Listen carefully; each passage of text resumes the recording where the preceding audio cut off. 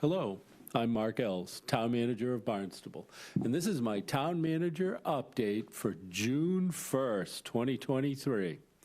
Well, we're starting operating budget this evening at Town Council. Mark Milne, our Finance Director, has provided a pre-recorded summary of our FY24 operating budget, which can be found on the town's website. So we encourage you to view it, and hopefully we will, Town Council starts at 6 p.m. tonight as well, so hopefully you'll be able to view the budget if you can attend, and certainly if you have any questions now or in the future, let us know. The Comprehensive Financial Advisory Committee has completed their review of the proposed FY 2024 operating budget and have issued their report in accordance with the Town Administrative Code. This year's report provides comprehensive analysis of the school department's operating budget and associated impacts on the budget as a result of the Student Opportunity Act.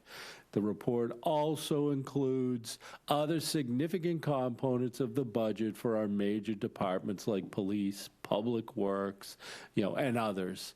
And the report's available on the town website. I want to take the time to thank our Comprehensive Financial Advisory Committee. They do a fantastic job for us, and they work directly with Mark Milne, so I want to thank him as well. Summer season is upon us. Our beach facilities are manned on the weekends, and our full staff will commence operation on June 24th. We'll start locking beaches at 9 p.m. on Saturday night, and that will continue through the summer season.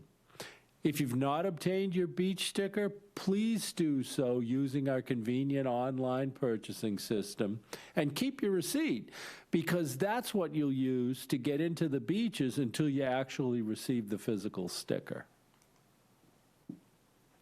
I continue to receive inquiries as to the status of the various offshore wind projects. Now, there's three. Vineyard Wind, that's the one that landed at Covels. Park City Wind, which is the one that's in permitting still, that will or would land at the west end of Craigville Beach, and then Commonwealth Wind, which is in permitting, earlier stages of permitting, and proposed to land at Dowses Beach. So we'll start with Vineyard Wind. The Vineyard Wind project continues with its construction.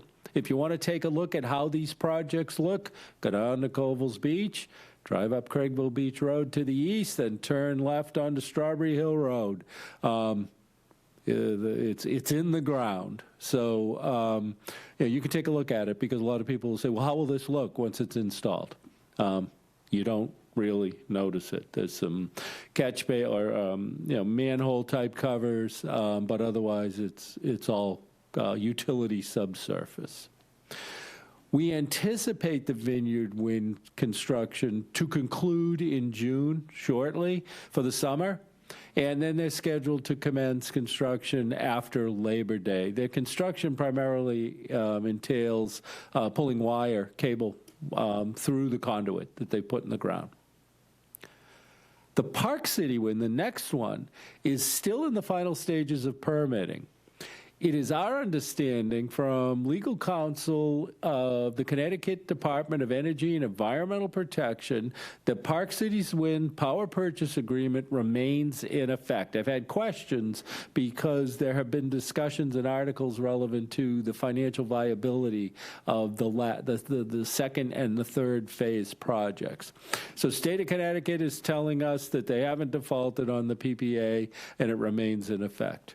Park City Wind has informed us that it is currently in the process of renegotiating the PPA and that those negotiations are proceeding well. We anticipate filings with the Barnstable Conservation Commission in the near future. Commonwealth Wind, the third project, is in its permitting stages. It's our understanding that Commonwealth Wind will not fulfill its obligation under its existing power purchase agreement. Unlike Connecticut, there is a statutory price cap in Massachusetts, and therefore the PPA cannot be renegotiated. Accordingly, the state will undertake a new procurement process, and Commonwealth Wind will plan to participate in that process and will respond to the requests for proposals recently issued by the state. The results of the bid process are anticipated to be determined in the summer of 2024. In the meantime, Commonwealth Wind continues its permitting of the project. The town has ceased its host community agreement negotiations. I get this question quite often. And depending on the outcome of the state's procurement process, negotiations will resume with town council authorization once that power purchase agreement, the PPA, is reestablished with whomever is awarded that agreement. We'll keep you advised of the progress on these offshore wind projects. As reported in previous town manager communication, Massachusetts Natural Heritage and Endangered Species Program notified the town in April of 23 of the requirement to file Massachusetts Endangered Species Act permits. I'll use the word, the acronym MESA permits, through the rest of my update. And we need these permits in order to rake beaches that are located in nesting, shorebird, endangered species priority areas. Now, I've had a lot of residents say, well, I went down to Craigville and Cobles and I don't see any birds there. Very well may be the case, but it is identified as priority habitat, and therefore we need to proceed with these permits. The Southside beaches that fall into this category are Douses, Calamus, Craigville, Covels, and Forts also has an endangered species protection requirement. To remain compliant with the Endangered Species Act, the town will cease raking these beaches until permits are secured.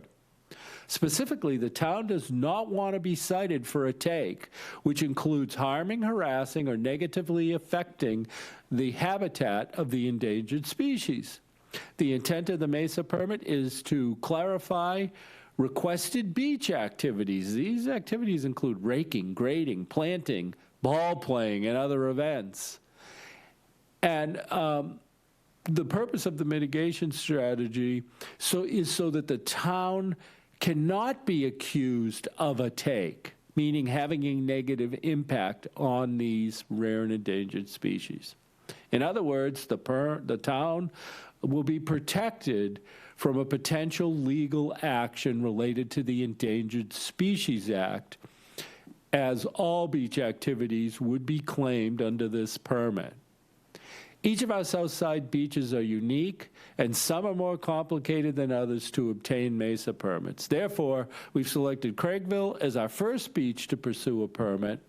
At this time, we are actively writing the MESA permit for Craigville Beach, and we're working with Natural Heritage and Endangered Species Program to negotiate the terms of the permit in order to stay under the take threshold. In addition, we've embarked on an educational outreach program. Channel 18 has created a video on seaweed and endangered species and beach raking. The video can be found on Channel 18 YouTube, so if you'd like to watch it, please do. The intent of the video is to assure the public that our beaches, while not being perfectly groomed, will be taken care of this summer. As explained in the video, the active rack line has never been raked or removed by us. We're talking about in the upper beach area. The high rack line that typically happens during the winter, perhaps during a storm, has been removed already. We did it this spring. What we're talking about here is clearing any additional debris that may result from a storm, maybe even excessive seaweed, and we'll work with Natural Heritage if and when that occurs. Our staff will remove all trash from the beaches, as in the past, and your assistance to keep our beaches free of trash is always appreciated. I've had that question a lot. I've had people sending me pictures of trash on the beach. That's not what's in question here. We will still be picking trash, as we always have, on our beaches. Okay, and we'll be cleaning it up. Your help is appreciated, but certainly we will continue to do that. Our beaches will still be a very desirable place to recreate this summer as we work through this permitting process, and we appreciate your patience as we do this. We continue to meet with state officials on the proposed regulatory changes to Title V and watershed permit regulations. My most recent discussions occurred early this week with the Deputy Commissioner of Mass DEP regarding specific questions Mass DEP has related to their staff preparing a final draft document for the administration, that's the state administration, the administration's review and consideration. So as I've said in the past, this is progressing, and I expect at some point in the near future there will be further discussions of when these regulations will be adopted, and we'll keep you advised of our progress on this matter. I want to remind everybody we held a public hearing on green burial regulations on May 10th. The full text of the proposed regulation is available on the town's website, and we're still taking public comment. That's why I wanted to remind everybody through June 9th. I expect that we will proceed with adoption of those regulations after June 9th, allowing for green burials in specific areas of our Barnstable cemeteries. That concludes my town manager update. And now I'll ask Elizabeth Jenkins, our Director of Planning and Development, to provide an update on our local comprehensive plan.